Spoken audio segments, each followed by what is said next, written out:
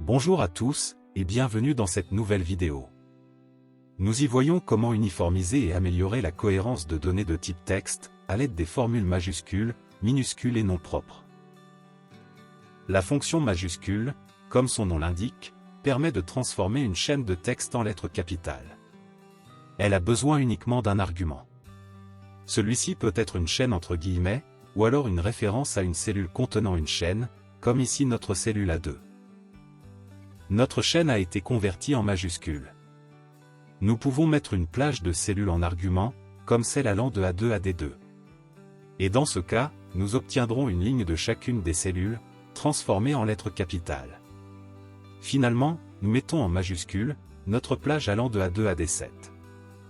Notons que les valeurs numériques sont converties en texte, et que les formats ne sont pas maintenus. La fonction minuscule produit l'effet inverse. Elle permet de convertir en lettres minuscules, les lettres majuscules de chaînes de caractères. La fonction non propre, appliquée à la plage allant de A2 à C7, renverra une matrice de chacune des cellules, dont la première lettre de chacun des mots sera mise en majuscule. Notons également qu'une majuscule sera appliquée à la lettre qui suit un caractère non alphabétique. Comme par exemple dans notre cas, en cellule G7. Nous avons loi. La lettre L, qui suit un espace, et la lettre O, qui suit une apostrophe, ont été mises en majuscule. Appliquons notre fonction à la plage allant de A2 à C7, et sélectionnons notre matrice résultat. En prenant la bordure de notre sélection, et en maintenant le clic droit de la souris enfoncé, nous déplaçons la zone sur notre plage allant de A2 à C7, puis en relâchant le clic, nous choisissons dans la fenêtre contextuelle, de copier uniquement les valeurs. Nous avons ainsi uniformisé le format des données de notre table. Nous pouvons supprimer notre formule. Voyons comment forcer une saisie selon nos besoins. Lors de l'ajout de clients dans notre tableau allant de A1 à C7, nous voulons que le nom de la société saisie dans la première colonne soit toujours en majuscule. Nous sélectionnons la colonne en cliquant sur l'en-tête. Nous passons ensuite dans l'onglet Données, et dans le groupe Outils de données, nous y choisissons la validation. Dans cette nouvelle fenêtre, dans la première liste de choix de l'onglet Options, nous sélectionnons Personnaliser. Dans la zone Formule, nous utilisons la fonction exact. Celle-ci nous permet de comparer deux chaînes, en tenant compte de la casse, et renverra vrai si les chaînes sont strictement identiques.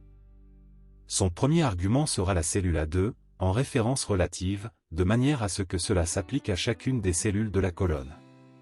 Son deuxième argument sera la fonction majuscule, appliquée sur cette même cellule, également en référence relative. Ensuite, dans l'onglet Alerte d'erreur, nous saisissons une indication dans le titre, qui indiquera que nous attendons une chaîne en majuscule. Nous voyons apparaître une indication dans la cellule A5, nous indiquant que cette cellule est non conforme à notre règle de validation. Nous pouvons également choisir, à l'aide du menu Validation des données, d'entourer les données non valides. Ensuite, nous corrigeons en saisissant Henri en majuscule. Et tous les indicateurs disparaissent.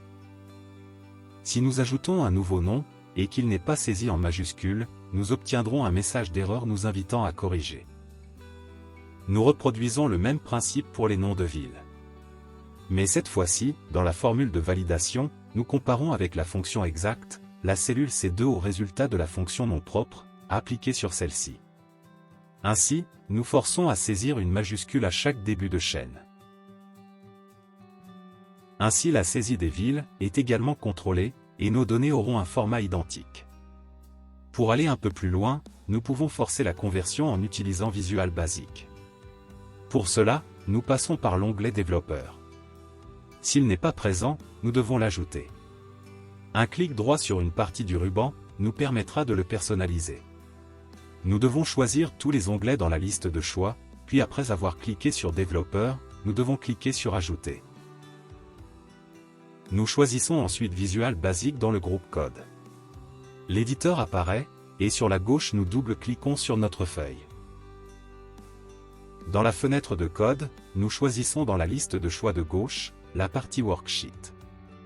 Dans la liste de choix de droite, nous avons les différents événements disponibles pour la feuille. Nous y sélectionnons Change. Cet événement se produira lorsqu'une cellule sera modifiée. Le paramètre target correspondra à la cellule ou la plage modifiée.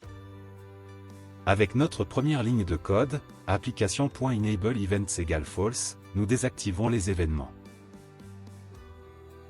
Ensuite nous voulons modifier la valeur de notre cellule.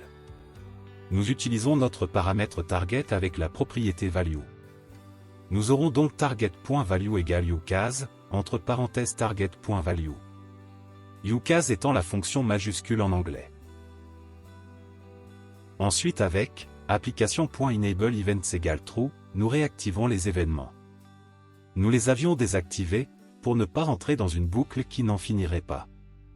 En effet, la modification de la valeur en majuscule aurait à chaque fois provoqué l'événement change. Nous ajoutons en début de code, onError, goToFin, cette ligne permettant de gérer une éventuelle erreur, et d'aller vers l'étiquette nommée fin suivie de 2 points, que nous positionnons avant la ligne qui réactive les événements. Avec la ligne ifTarget.asFormula égale true, que nous ajoutons au début, nous testons s'il y a une formule dans la cellule. Si c'est le cas, avec exitSub, nous sortons du code et la suite n'est pas exécutée. Fermons la fenêtre et voyons le résultat. Comme nous avons ajouté du code Visual Basic, un message apparaît nous indiquant d'enregistrer notre document dans un format prenant en charge les macros. Ce que nous faisons. Nous pouvons maintenant tester. Chaque saisie sur la feuille est convertie automatiquement en majuscule. Nous allons limiter cette conversion aux colonnes 1 et 3. Nous retournons dans notre code. Nous insérons l'instruction selectCasTarget.column. Cela nous permettra de gérer les actions à effectuer en fonction du numéro de colonne. Ensuite l'instruction case 1,3 contiendra notre code à exécuter pour les colonnes 1 et 3. L'instruction caseElse permettra de gérer les autres cas, pour lesquels nous n'aurons rien. Nous terminons par l'instruction endSelect. Nous pouvons à nouveau tester et cette fois, seules les valeurs saisies dans la première et dans la troisième colonne seront mises en majuscules. Nous nous arrêtons sur cela pour aujourd'hui. Nous avons vu la conversion automatique d'une saisie avec Visual Basic, le blocage de la saisie avec la validation des données, et comment utiliser les fonctions majuscules, minuscules et non propres, pour changer la case des caractères d'une chaîne et uniformiser les données de type texte. Ainsi s'achève cette présentation. Merci pour votre attention. À bientôt.